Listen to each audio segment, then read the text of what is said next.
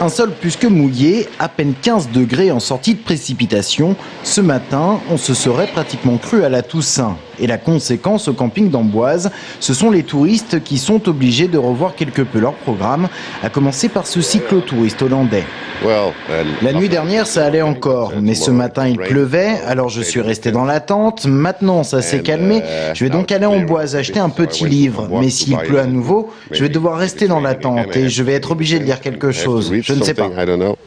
La pluie le matin et seulement quelques éclaircies l'après-midi. Il y en a en tout cas qui ne se laissent pas abattre, comme ce couple là aussi hollandais, prêt à enfourcher le vélo. C'est le temps que l'on a très souvent en Hollande.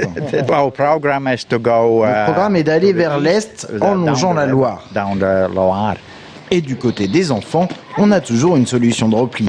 On reste dans la caravane, on fait des jeux de société, des jeux de société, des jeux de speed et aussi des camps. Même avec la pluie, tantôt on fait la visite du château pour les petits-enfants, de façon à ce qu'ils découvrent Amboise. Voilà. Les châteaux peut être les grands gagnants d'une journée pluvieuse. Aujourd'hui, il y avait en tout cas du monde au château d'Amboise.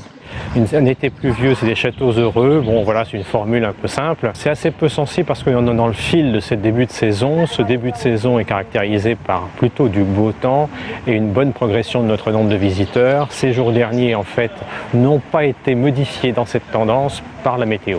Car les touristes en Val-de-Loire viennent en général pour les trésors de l'époque royale. Alors pluie ou pas pluie, peu importe, il y a toujours quelque chose à faire en Touraine, à la différence du bord de mer.